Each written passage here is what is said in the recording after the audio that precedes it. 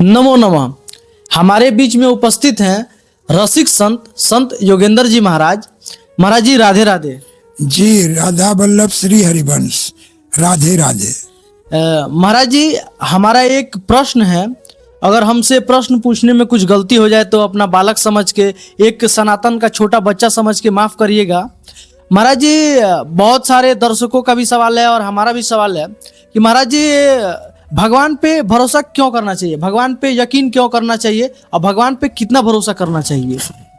भगवान पर क्यों भरोसा करना जी। चाहिए और कितना करना चाहिए? जी कितना का तो जवाब नहीं दिया जा सकता है, क्योंकि परमात्मा अनंत है। तो कितना का तो अनंत का तो आपकी भावना कितना हो सकती है, ये अनंत है। ये प्रश्न का इसका तो जवाब नहीं, कितना ये अनंत है, इसका तो जवाब नहीं हो सकता है। पर क्यों करना चाहिए, मैं कहता हूं 100% करना चाहिए, सोचना ही नहीं चाहिए। तो इसका उदाहरण देंगे हम। महाभारत में जब महाभारत की युद्ध प्रारंभ हो गई थी, चौथे दिन का युद्ध था। 4 दिन युद्ध होने के बाद लगभग कौरव का आधा सेना खत्म हो गई, आधा भाई लोग लगभग खत्म हो गए। तो चौथे दिन के शाम को जब युद्ध खत्म हुई तो भीष्म पितामह के साथ दुर्योधन और बाकी अन्य गण बैठे थे। तो दुर्योधन ने आरोप लगाया कि पितामह आप 10 लाख सेना रोज मारते हैं, और पक्षपात की बात की कि आप पांडवों की पक्ष ले रहे हैं। वो बोले कैसे? वो बोला कि मेरी आधा सेना खत्म हो गई, आधे भाई खत्म हो गए, और वहां पांडव है उनका एक का भी बाल बांका नहीं हुआ। ऐसा क्यों? इसलिए आरोप लगा रहा हूं।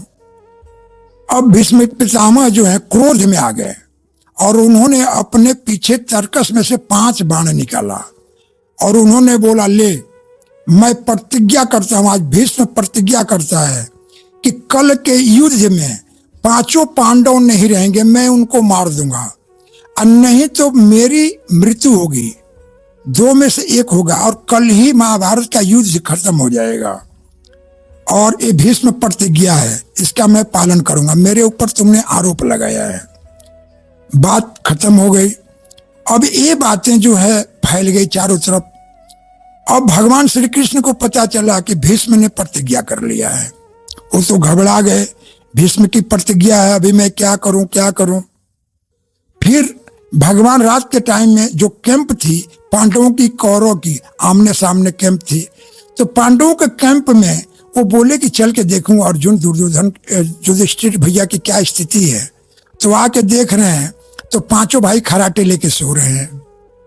भगवान ने अर्जुन को जगाया, बोला अर्जुन अरे तुझे पता है भाई कि कल क्या होने वाला है? अर्जुन आंख मलते हुए बोले, हाँ प्रभु मुझे पता है, कल भीष्म पितामह ने प्रतिज्ञा किए हैं और कल हम 5 भाइयों को मार देंगे, युद्ध खत्म हो जाएगी।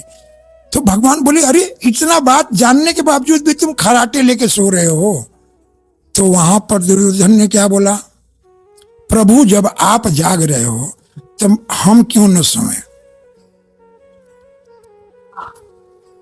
प्रभु बोले कि कई ऐसी शब्द आती है ना बेटे, जहां पर आंसू के सिवाय कोई जवाब नहीं होता है। ये बिल्कुल सत्य है। तो भगवान वहां से चले और रात का आप सब लगभग 2+ हो रहा था समय।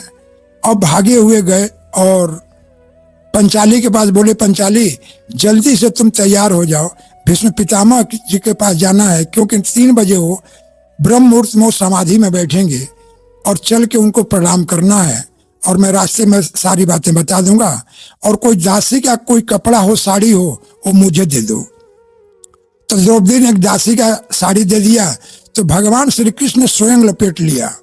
लपेटने के बाद और वहां से चले। जब भगवान नजदीक आए भीष्म पितामह के, तो बोले, पंचाली जाओ घूंघट नीचे कर लेना और 5 बार प्रणाम करना पितामह को। बस द्रौपदी आगे गई और भीष्म पितामह को पहला प्रणाम करी। तो उन्होंने बोला कि जाओ सौभाग्यवती भव, दूसरी बार सौभाग्यवती भव, ऐसे 4 बार करी। 5वीं बार जब करी तो भीष्म पितामह की निद्रा टूटी, बोले कि भाई तुम कौन हो, अपनी घूंघट हटाओ।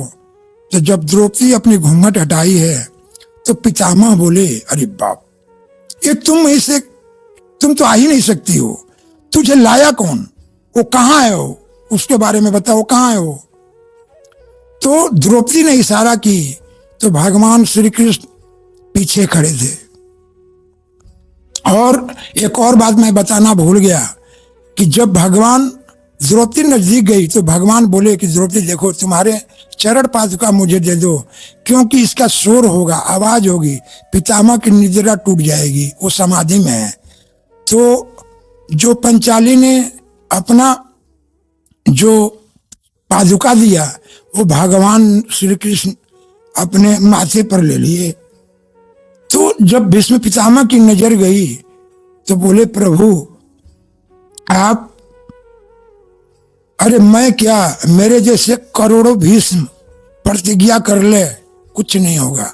जहां आप अपने भक्तों की रक्षा करते हो, प्रभु मेरे लिए आपने दासी का रूप धारण किया और अपने भक्त का पादुका अपने माथे पे रखा, ये है हमारे प्रभु।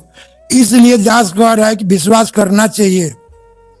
और वहां भीष्म पितामह ने कहा, ठीक है प्रभु, आपने तो मेरी प्रतिज्ञा तोड़ दी, लेकिन कल के युद्ध में मैं भी प्रतिज्ञा करता हूं कि आपकी प्रतिज्ञा तोड़ दूंगा।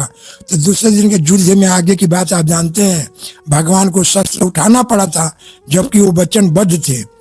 तो ऐसी अनेकों कहानियां हैं और ये सत्य है और दास का भी अपना अनुभव है, कहने सुनने की बात नहीं है।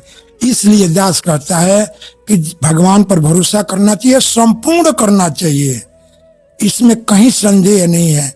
और जिस दिन भरोसा कर लोगे ना, ये दुनिया संसार आपके कदमों में रहेगी और आपके पास आंसू के सिवाय कुछ नहीं बचेगा, कुछ नहीं बचेगा। जय जय श्री राधा, जय जय जय जय श्री राधा। महाराज जी देखिए, हमको समझाते समझाते, आपको समझाते समझाते पूरा भाव विभोर हो गए और महाराज जी के अश्रुधार निकलने लगे। तो हमें तो अपना प्रश्न का उत्तर मिल गया। मैं आशा करता हूं कि आपको भी ये प्रश्न का उत्तर मिल ही गया होगा कि भगवान पे कितना भरोसा करना चाहिए, भगवान पे क्यों भरोसा करना चाहिए। तो अगर आप लोगों के मन में कोई हो प्रश्न, कोई हो जिज्ञासा, आप महाराज जी के बारे में क्या सोचते हैं, उसको नीचे कमेंट में लिखिए। अगर आपका कोई प्रश्न हो कि महाराज जी से पूछना चाहते हैं, वो भी कमेंट में लिखिए। मैं महाराज जी तक आपका जो संदेश है वो जरूर पहुंचाऊंगा। जय जय सीताराम, जय जय राधे श्याम, जय सनातन, राधे राधे।